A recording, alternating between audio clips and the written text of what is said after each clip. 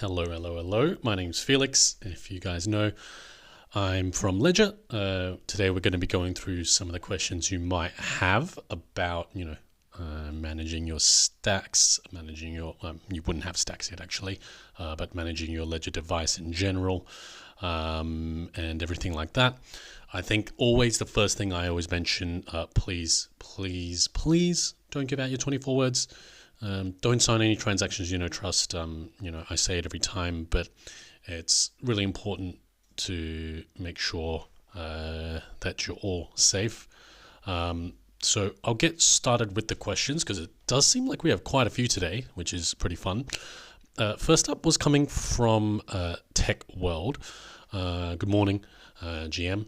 I'm staking my Cardano in Ledger Live. So if I buy more and I send it over to Ledger Live, so you send it to a Ledger managed address to be specific, will it be staked automatically or do I have to unstake and restake? If you're not aware, I was actually just doing some digging just before. The stake that you have for Cardano will be staked, all staked if it's at a particular address. Right, so if you send it to the right address, you'll be able to continue to stake from there. If you need some help about which address that might be, normally we can probably confirm which address that's going to be if you give us a shout. Normally, I'd have it up on the screen here, but that'd be support@ledger.com. There'll be a purple button on the bottom right hand side and you can get a hold of us. You can either normally have a chat through email or through live chat, depending on what you normally prefer. So next up we have Sound of Relaxation. You've mentioned hello. In the future, can we send and keep SUL? So I can see here SUL. I had to double check that. It looks like if it is a token on Binance Smart Chain in particular, then it would be should be something you should be able to manage in general with your Ledger device. I'm just going to have a quick look for it on our asset list, but you also mentioned Akala as well, so I'll make sure to double check those. Let's double check now. Again, if you go back and you go double check on the help center, it's always going to have a lot of these articles that I look through all the time, right? To double check everything. With SUL, it didn't pop out to me on the list. I'll just make sure SUL capsule insula.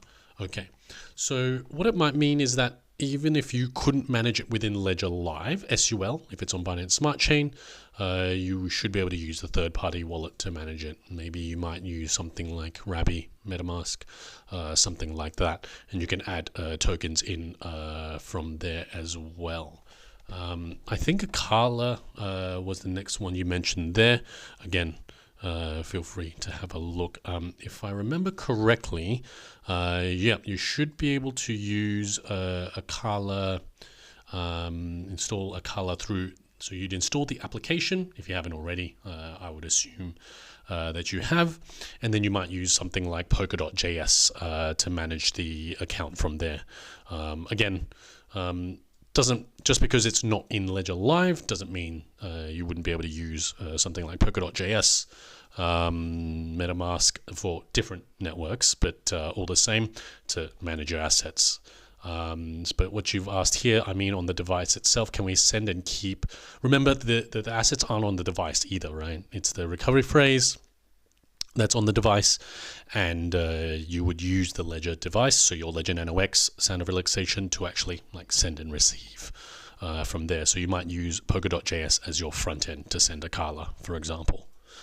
So SUL, you might need to use some EVM wallet just to be specific. So Rabi, MetaMask, and you just need to add Binance Smart Chain and the token. And with Akala, you might need to use something like Polkadot.js in particular as well. That's definitely on the help center for Akala as well. Next up, we had Kelvin Wan. You mentioned a question that we get a lot as well, actually. You're staking ETH through Lido. What would happen to your ST ETH if Lido goes out of business? Now, I think I always like to go through the different types of setups that you might have for all the different types of staking that you might have. So for Lido, they would provide the infrastructure. So they have all the servers, and they actually are the ones that deposit into the staking contract for Ethereum, right? And so they abstract away all of those issues for you, and as a result, you actually get that token, STETH. And so if Lido goes out of business, then it would definitely affect the potential price of STETH in a lot of cases, because it would rely on Lido being a business, being a number of people to actually go about and redistribute the corresponding Ethereum to those tokens, which are essentially a form of representation of your stake, right? So what would happen? I mean, I can't say for sure, but you would most likely be needing to go to Lido for what your STETH represents. There are a couple of other options as well. If you're not aware, things like Rocket Pool, where you'll be able to not abstract away as much. If you have 32 ETH, you might want to use another service as well, which maybe you use someone else's server, but you're the one that provides the ETH, for example. And so there are a couple of options that you do have. So yeah, not a lot of people do have 32 ETH though, just to throw away, not to throw away necessarily, but to like throw into a staking contract. So it can be a bit much. So hopefully that answers your question there, Kelvin. Casey Campos, you've asked, can I send Binance token, any Binance token to my ledger? Now, what I'm assuming you mean by that is that it's a token on Binance Smart Chain, right? So that would be what I'd normally expect people would refer to there. And generally speaking, remember, when you're sending assets to a ledger managed address, you're not sending it to the ledger device itself, but you're sending it to that address. So that address therefore has some ledger amount, some amount that you own in that ledger, right? Ledger being the classical sense of the word, being a set of values. So when you send, let's say you send some random token, I deploy my own token on Binance Smart Chain, and I send it to address A. If it's not supported in Ledger Live, because I just deployed it, you might need to use a third-party wallet, which is what I was mentioning before.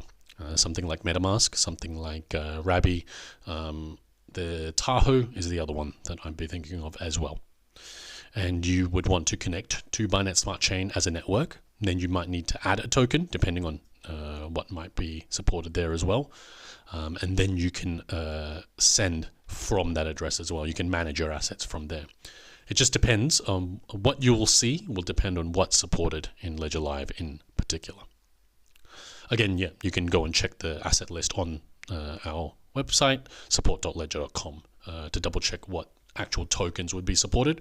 But remember, if you send an unsupported token to your address, your Ledger managed address, you would just need a third-party wallet to send it out again or to look at it or anything like that. So it's not lost or anything like that in that particular case. Bo Knows is asking about the Ledger stacks. I don't have any specific time frame for you. I wish I would have something more specific, but keep an ear out, and we'll definitely be shouting it from the rooftops. I'm really keen to get my hands on it myself, so don't you worry. It'll be something we'll definitely be trying to tell everyone about once it's out, and once we're able to get that out to you guys. We just want to have the best product out for you guys when we do. C-Dub, I do see a message retracted, but yeah, if you are asking anything, oh yeah, I see that below. We'll go to S47. You've mentioned Cardano is difficult to deposit and withdraw. So I might need to get more information from you in particular about that. Like, where are you depositing to? So is it depositing to a ledger managed address? Is it withdrawing from a ledger managed address? I'm assuming, would you be using a third party wallet? Where might you be getting stuck? I totally understand some parts of it may be a bit opaque as well. I'm just double checking how much we have on our help center in particular that might be able to help you run through. Obviously, with regards to installing the application, I'm sure you've already done. But if you're using something like Cardano Transfer, for example, there's definitely some guidance for you in our help center. All right. Next up, C-Dub. You mentioned when will you support Casper? I could never mention any timeframes. Same with the stacks in particular. But the more we hear from you, we're going to pass that on as feedback. So don't ever hesitate to let us know, and we'll I'll make sure to let the guys know that you guys are really after Casper for sure. Next up. We had Kiriko Fox. Hello, welcome to the stream. DAE, you've mentioned I can get XDC on Ledger, so I'm assuming on Ledger managed address, but you can't seem to buy it or swap it. Any help, please? So with buying, I want to separate those. In terms of buying it, you would just need to find a particular service provider that might be able to allow you to buy the asset. Not every service provider is going to have every single token, just like any shop or anything like that. So it's really similar there. And actually, in fact, it would be the same with swapping it as well. There would be some services, some websites, let's say decentralized exchanges, we might have more options to swap in general, but it would depend on what networks they support as well. So I would assume that you would have... if you were trying to swap from XDC to another asset, for example, it would depend on what networks you're trying to get to and things like that. And so it would just be about trying to find the particular service provider that would do both. I think the most obvious scenario would be to send to a centralized exchange. Generally speaking, they would support the most, and you would have probably the most options, might even have the best execution price as well. So that's generally what I might think of. If I'm swapping directly on-chain on a particular network between assets, I might use the decentralized exchange.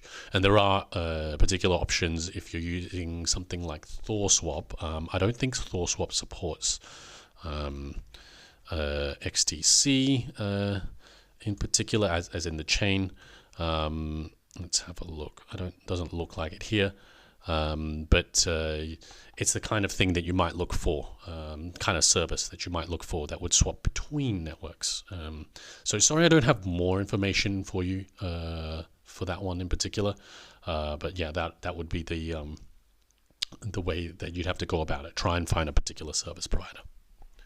So Sound of Relaxation, you mentioned SUL. If that is on Binance Smart Chain, hopefully that was it. Hopefully I would have been able to answer your question there. So thanks for that. Moki, ADA, as soon as you stake to a staking pool on Ledger, any ADA you send to that wallet address is also staked, also not locked up, non-custodial.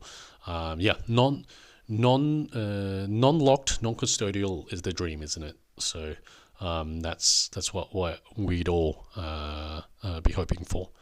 So thanks again for the input as well, Moki. Exactly what we like.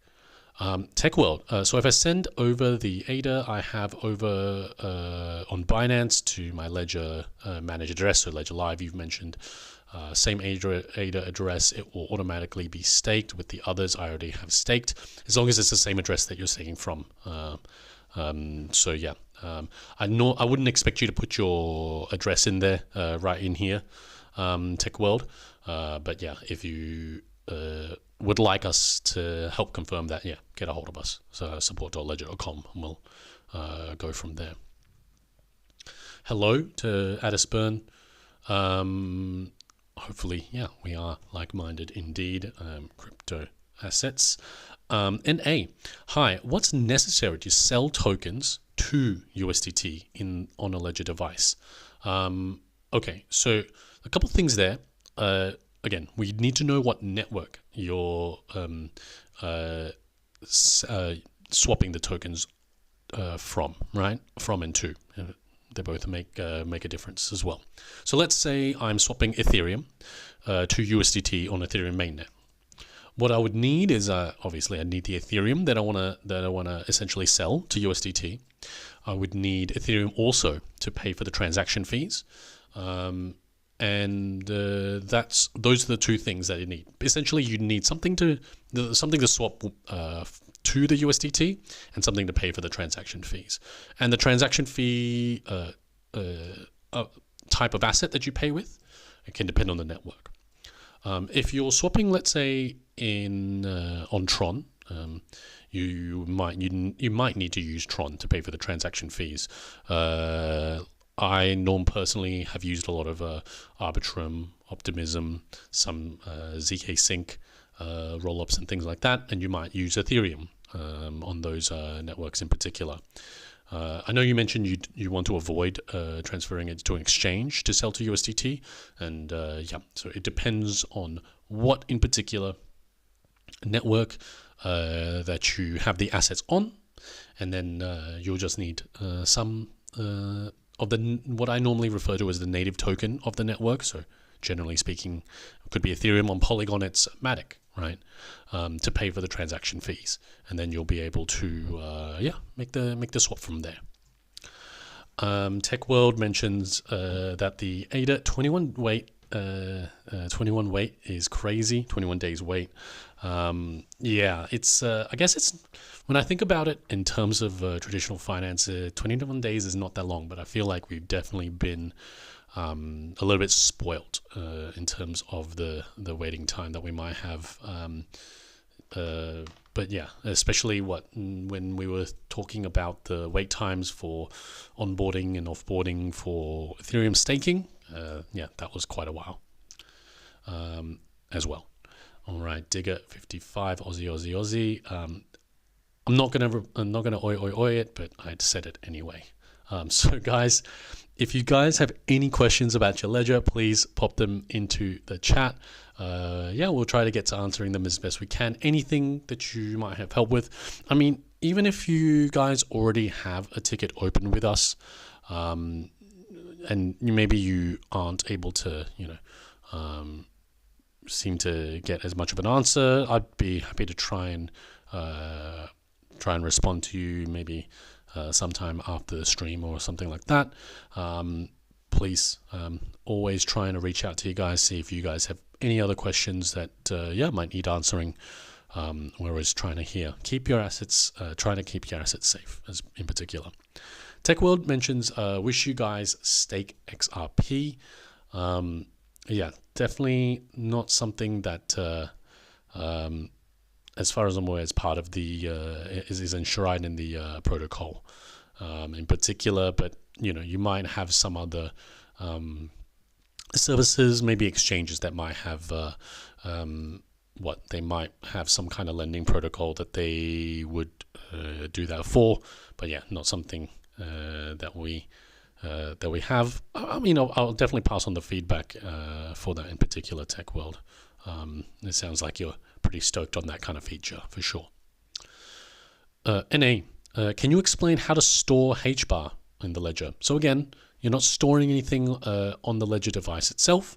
What is on the ledger device is the recovery phrase. So essentially the private keys, right, that you use to sign transactions. Now, there is a more of an in-depth article on our help center, so support.ledger.com. You can just type in HBAR and you'll be able to have a look at that from there.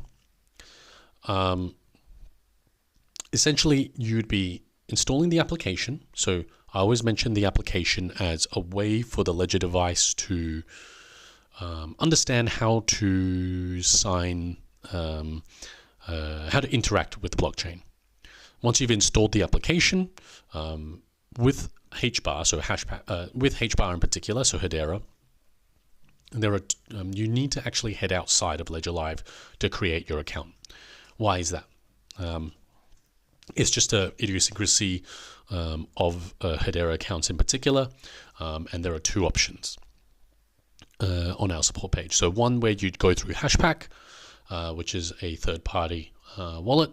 You might go through another one called YamGo, where essentially you create the account outside of Ledger Live, and once that's done, you'll be able to add that account into Ledger Live from there. So in that way, you're using, your Ledger device that has a particular private key that is linked to, your Hedera account to manage, send, and receive your HBAR. So hopefully I didn't ramble too much there. If you want to look for it, NA, you'd be looking at support.ledger.com, like I mentioned, and you'd be looking. You can just type in Hedera, I think, and it should be one of the first ones that comes up. Setting up a Hedera account with your Ledger is the specific title of it. On to the next question, Digger55. If I have to reinstall applications onto the PC, what is the best process to avoid losing anything? So there's a couple of things I'd want to chat about there first, actually, because when you mention application, I wouldn't be 100% sure yet if you're referring to Ledger Live, or if you're referring to Ledger Live as the application. If you're referring to the application on the Ledger device itself, for example, again, that's a way for the Ledger device to know how to interact with the blockchain, and it doesn't actually hold any secrets, right? It doesn't have your recovery phrase, it doesn't have your private key. It's just a way to say, hey, this is what we expect a transaction, an unsigned transaction, to look like. This is what you have to do to sign that transaction, and this is how you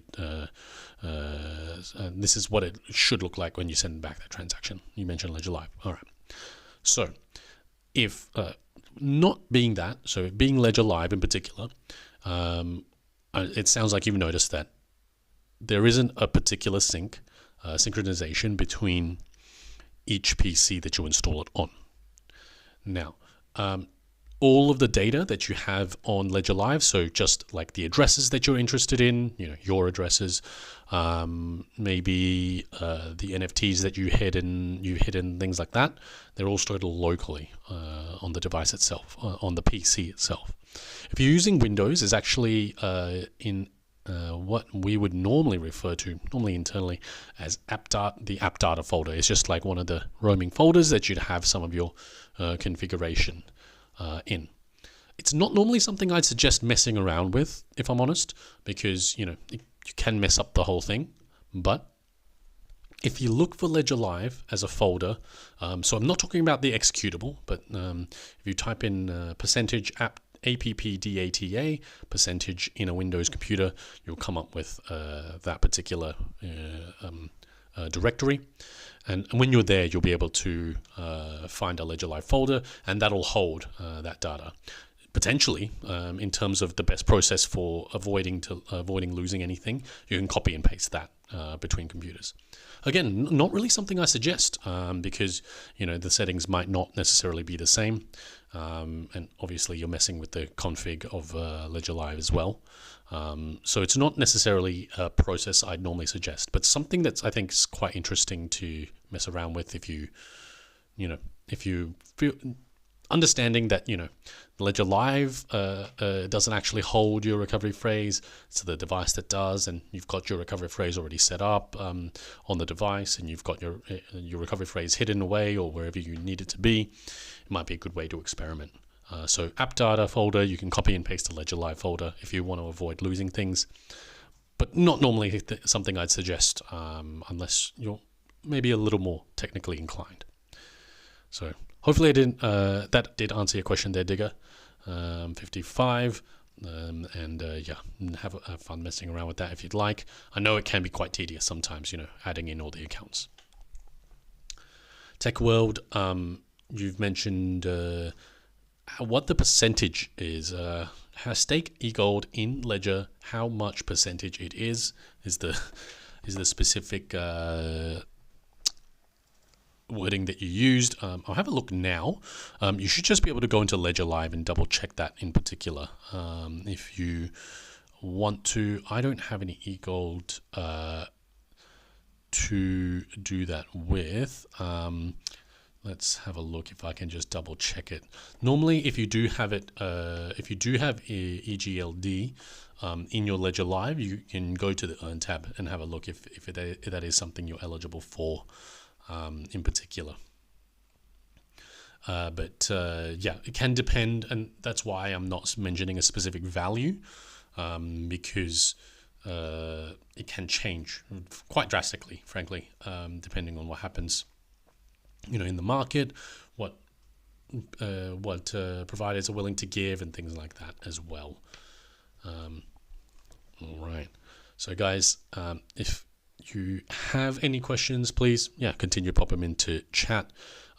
Seems like a little bit of a busy, quite a few questions initially, but if you have anything else you want to ask, we're always here to try and answer them as best we can. I think one thing that you might be going through now is that one thing I always want to go through, rather, before I mess up that sentence structure, is I always recommend all of you to go and update not only Ledger Live, but the devices as well. It's not only going to make sure that you have the latest features. If there are any bug fixes, those are fixed as well. But makes the experience better in general.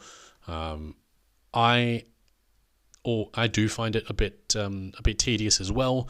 I do have some, especially when you have an update that does wipe the applications on the device itself. It can be quite tedious. So, for example, I use a passwords app on the phone.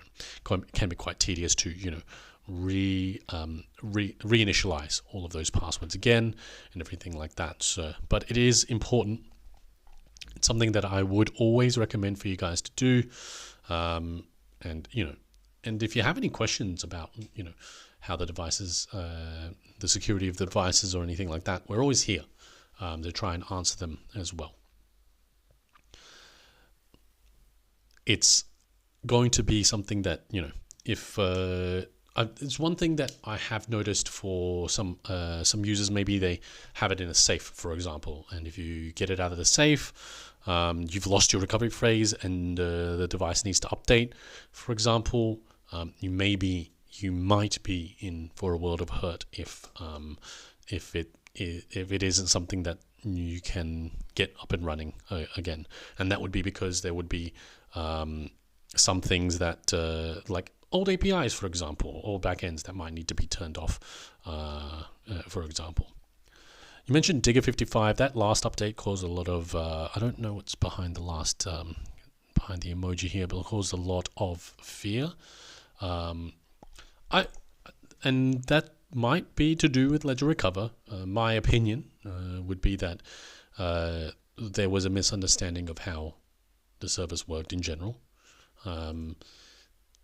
What I would always suggest, you can always reach out either to us, but I think there's a lot of information now online about the specifics of how it works, that the security model doesn't change, that there's nothing to be afraid of, that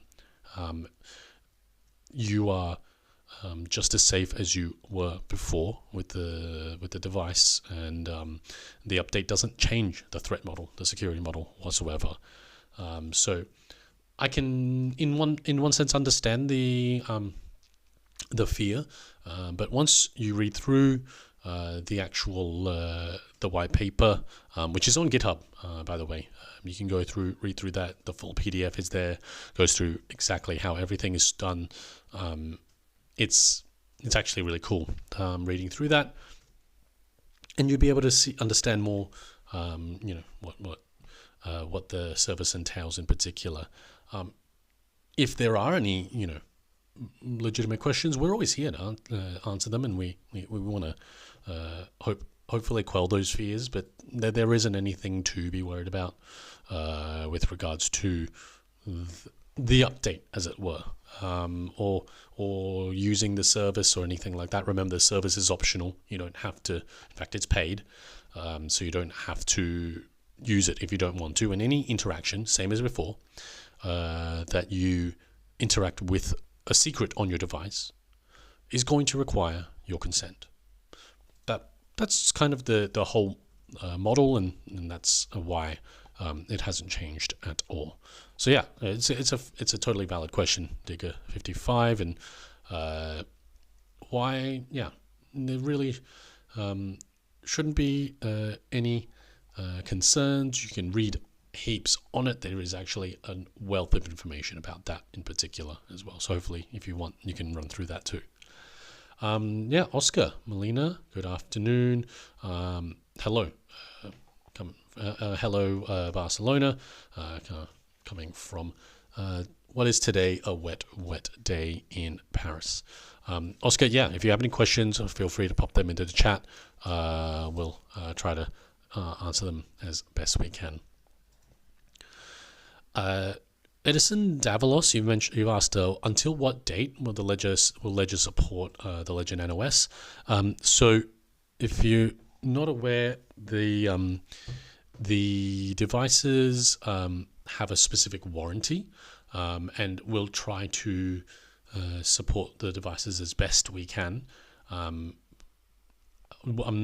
trying to figure out maybe I'll try to assume what kind of support you mean. Hardware support in particular would be up until that warranty's ended for you, which might depend on when you purchase the device with regards to helping support the device itself and software issues surrounding that. Of course, we'll try to help that as long as you have it. To be honest, I don't have any specific timelines being like, okay, we're not going to stop supporting it at any particular date or anything like that. But we're going to try and help you out with it out with anything that you might have as much as we can. Oscar, fire away with whatever issue you might have. We'll try to get to answering them. I think if you guys do, I'm not sure if you guys, sometimes we can't see some people when they're typing in the chat. So if you do find you are getting muted, for example, you might want to rephrase a question or anything like that. Oscar, you've mentioned that you can't see the Ledger NanoS screen. You bought it 5 years ago.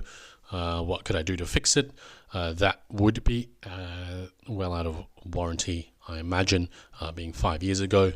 So with that being said, you would have to potentially manage the assets with either a new device. If you still needed to use it really quickly in the meantime, you can use a software wallet to manage that in particular. Definitely would hope to expect that you have your recovery phrase, and you can use that recovery phrase with whatever other device you might have or anything like that. We don't offer any repair services or anything like that at all, which I know is a bit of a shame, but yeah, not something that we have at this current time. So yeah, you can either jump on the website. The Ledger Nano S Plus would be the device that you could would be one device you could purchase directly from us. Obviously, we have the Ledger Nano X as well. If you want, it's still possible if you really prefer the form factor for the Ledger Nano S. There's no inherent security risk in purchasing from a reseller or a private individual. There are a couple of things you'd want to make sure of when you purchase from a reseller, or to be honest, anyone, all right? The first thing would be when you jump straight into Ledger Live, you'd normally be doing a genuine check. Something that's made explicit when you first start up Ledger Live, but it's something that runs in the background pretty consistently. Now, The reason you'd want to do that is because you want to make sure that the device hasn't been tampered with, and like physically and via firmware. So that's the first thing that could be done to make sure when you're purchasing from a third party that it hasn't been tampered with. Then you also want to make sure that you're restoring the device with your own recovery phrase, as opposed to, if your device came set up or came with a recovery phrase, to use that recovery phrase. That recovery phrase wouldn't be something that, you can't be guaranteed that you are the only one that knows the recovery phrase, and because of that, you could be putting your funds at risk if you send your assets there. So I know I rambled off there for a bit, but yeah, with the Legend NOS screen, being that it's purchased quite a while ago, you would potentially have to purchase a new device if you don't already have a second device or anything like that. Again, workarounds for the time being would be replace the device, put the recovery phrase into a software wallet if you need to access the funds like really urgently, or you could send or you could potentially use another device if you have another one as well. So hopefully that answered that question there. Leonardo Pio. Hi, a curiosity. What are the main differences between the Legend NOx and the Legend Stacks? So first off, I think the biggest one I'm sure you would be aware of would be the screen, the e-ink screen. That would be the biggest one. That would be most obvious, right? Excuse me. So with regards to that, I feel that the form factor is way better. Touchscreen as well, so that's a lot better of a user experience in my opinion. It also has wireless charging, as well as I think this is a bit of a getting sidetracked, but you can stack them as well. It's definitely something they have a lot of in the promotional material. I don't ever see myself having like 3 or 4 stacks. I wonder what the plural is going to be. But I don't foresee myself having multiple devices in that way. But if you do, let's say you have like a family or something, you can have them all together, and you can read the name of the device on the spine, which helps differentiate them. Because at the moment, I actually have paper. I have paper, and I sticky tape the paper to the Legend Nano X's and S Pluses with the names on them, so I know which one's which, because they all look the same, right? So something that that will be a little bit of a life UX improvement for myself. Other than that, one thing that they haven't mentioned in particular, but they mentioned at launch, I don't know if it's going to be enabled on launch or anything like that. It's going to be NFC. I'm just double checking now. They haven't mentioned it, but I know our CTO mentioned it, so hopefully I'm not stepping out of line here. But those would be the real big differences in particular. You're not going to be losing out on anything, in my opinion, if you already have a Legend NOx, but the experience for me really is a lot nicer, and to have it, have the a much bigger device can help for people with particular issues around accessibility, for example. I think that's something really big too. Hopefully that answers your question. You can always double check on our website as well. They got all the details up on screen, in particular. So the main ones being the touchscreen and wireless charging. Especially one thing I foresee being used is having a QR code on your lock screen, and then having that being like, all right, just send it here or something like that. That would be something I really foresee as being really a game changer for myself, or it could be like something like a POS, for example. So something that I think is going to be cool. Digger55, I have nightmares about losing my phrase. That is definitely, obviously, a really big issue if that does happen. One thing that you could try, you never want to add too much complexity into your setup. But one thing you could try to use that I consider relatively simple is to use one of these metal seed storage solutions. Why would you do that though? Metal storage might be something that you consider if you want to keep the recovery phrase safe from flood, fire, things like that. So maybe you live in an area that can be affected by that, and you want to make sure you have it securely fastened somewhere. But if the house burnt down, you want to make sure that that it's safe as well. Something like the crypto tag Zeus. There's something called Billfodl as well. Or could be things that you could use to keep the seed safe. You could get out. You don't even need. You can get a new device, or you can use a software wallet because it would be an emergency in that case, and then you can manage the funds there.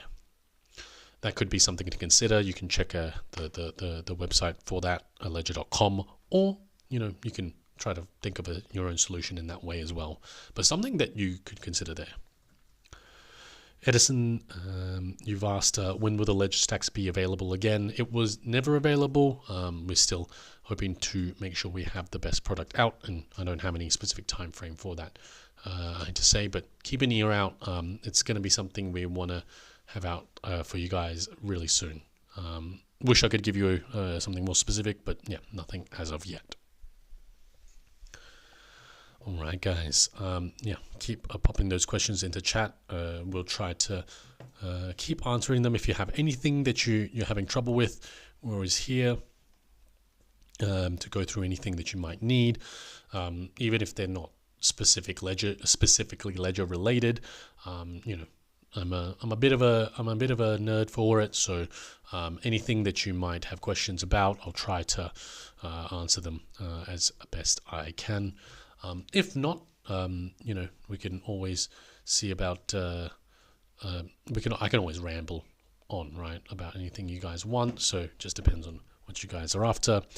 Otherwise, if it is a bit quieter today, we can always wrap up the stream a little earlier. Always something to note. If this isn't a good time for you as well, there's always streams available. Every day we try to do one. We have some guys that we work that are in the US as well that would work on those time frames. If that's more amenable to you and something that you can try to catch then. Or generally on YouTube, we've moved away from Twitter, or formerly Twitter, X, which is honestly for me a very weird name, but you can always try to catch us there. Remember, there are always going to be scammers out there as well, so always double, triple check the name ledger_support, and you can't even trust like blue checks anymore on Twitter.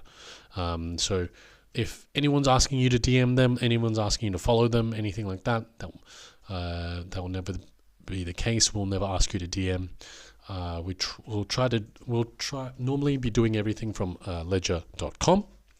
We'll try to help you as much as we can if you're reaching out to us on Twitter or down below in the comments here as well. But definitely something that we want to avoid with interacting with scammers.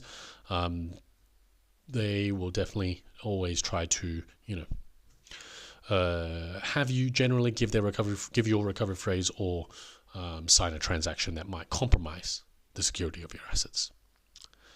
Leonardo, you have a question linked to a previous question. Is there a date when the old devices will no longer get hardware updates? I'm assuming you mean software updates. Like it happens with obsolete phone models, old console models, etc. So the Ledger Nano S hasn't received a firmware update in some time. So that would be the best I could give you for the Ledger Nano S in particular. There's no date that we have in mind for like the Ledger Nano X, for example, or S Plus at all. But I'm assuming you mean software updates, not hardware updates, of course. RPM 87. I can't seem to get AVAX wallet. Get the AVAX wallet. What chain to send to? What chains is the most useful? And where should one keep their tokens if they want to swap?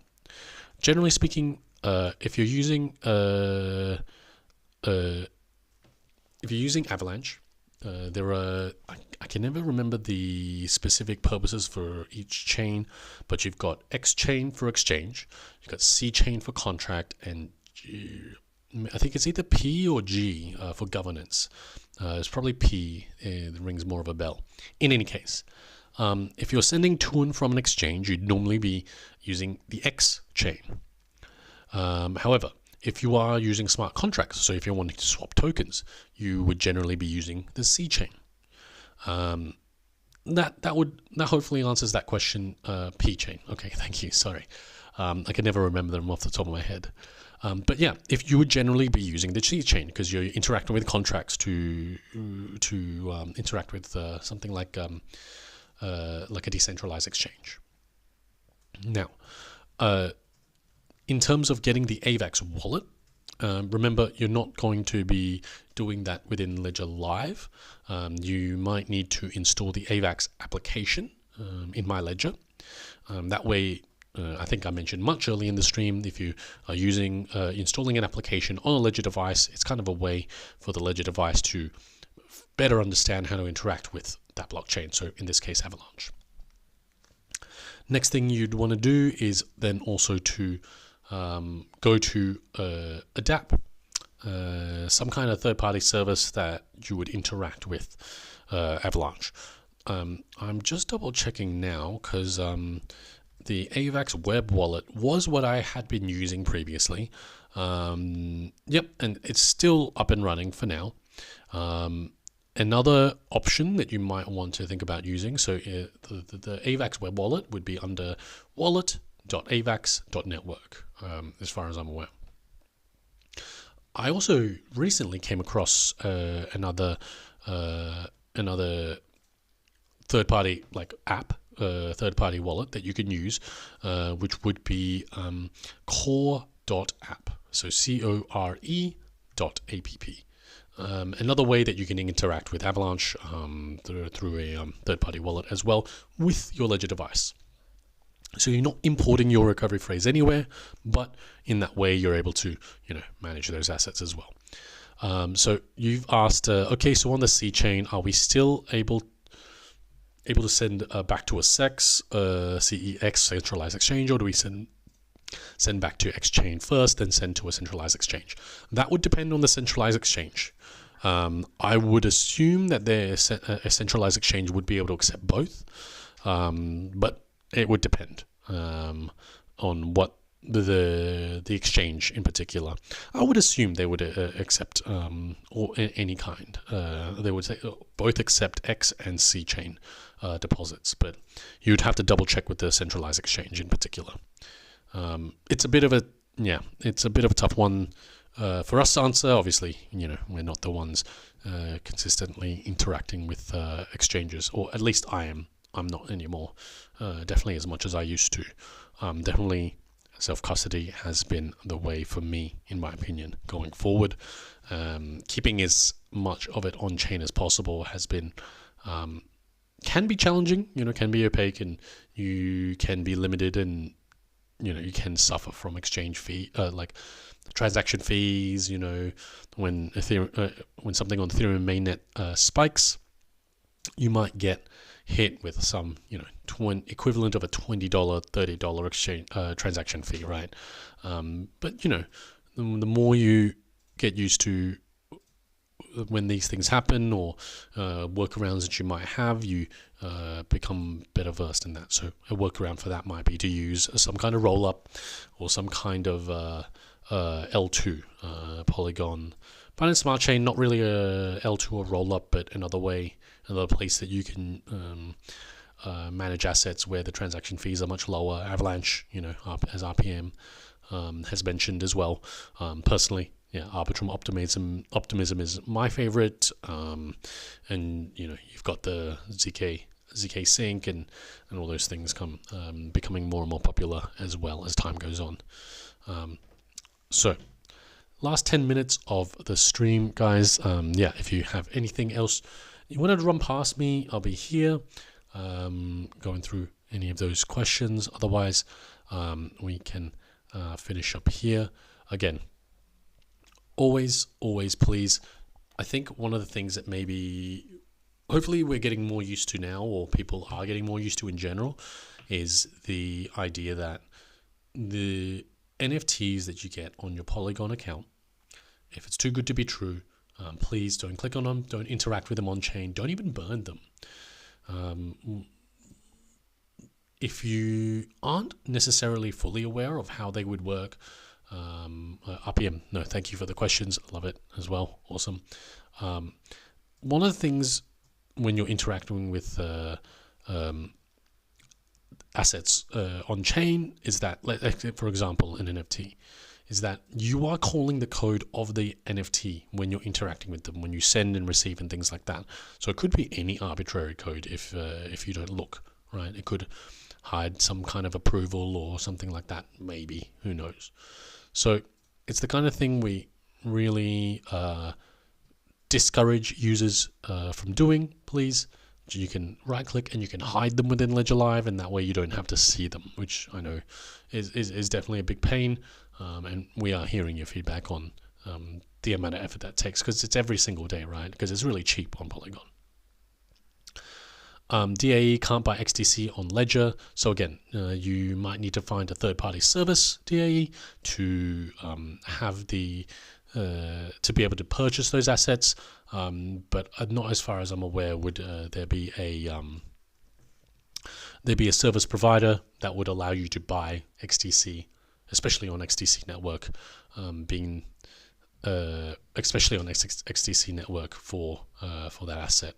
I'll double check now, but yeah, it's not something that's supported, so you wouldn't be able to purchase it. You might need to use a third-party service provider to at least get it to an address, and then you can send it to your Ledger managed address, but not something you'd be able to do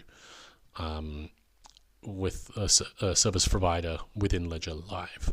Because remember, Ledger, we actually don't offer any purchasing services or anything like that. We aren't an exchange, but we do work with other service providers to do so, and it doesn't seem like, as you've seen, that there is a possibility to buy XDC in particular. So you might have to find a service provider to do that for you. Normally, I think I mentioned it before, but normally a centralized exchange might be the best option there for you.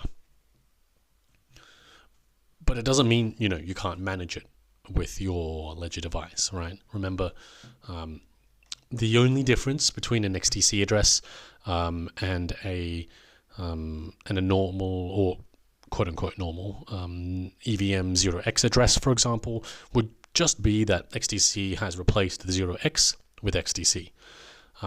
So it might be something you'd need to think about when you're sending and receiving assets as well. Hopefully, that might save you some headache in the future if you're not aware of that. All right. I'll make a last call for questions, seeing as it is a little bit quieter. Thought we might have some bit more. Always happy to answer any more questions you guys have, unless it's always happy to answer anything, even if it's a bit spicy. We're always here. Always love to listen to all the feedback that you guys have, and anything that you might have to suggest. Otherwise, again, please don't give out your 24 words. Please don't lose them as well. So you can always use something like the recovery check app to check that on the device. Remember, it goes into the device only, never comes out of the device, or rather, you're never able to read it on the device or anything like that. You don't get that recovery phrase in that way, but the recovery check app can check what recovery phrase your device is set up with. So please don't give out your recovery phrase. Don't sign any transactions you don't trust at all. So yeah, we'll wrap it up there. Thanks again, everyone, for tuning in. Loved all the questions today, and please Have a good rest of the week, and stay safe in the markets out there. Vibav, just caught your question here. What are some good sources to learn basics about blockchain? The best place would be, at least I would be biased, would be academy.ledger.com. There's a bit of an academy there that has a bunch of articles that are about all the basics about blockchain. So that's what I would suggest for you. So just wanted to squeeze that last question in. So yeah, stay safe in the markets out there, guys. Have a good rest of the week. See you.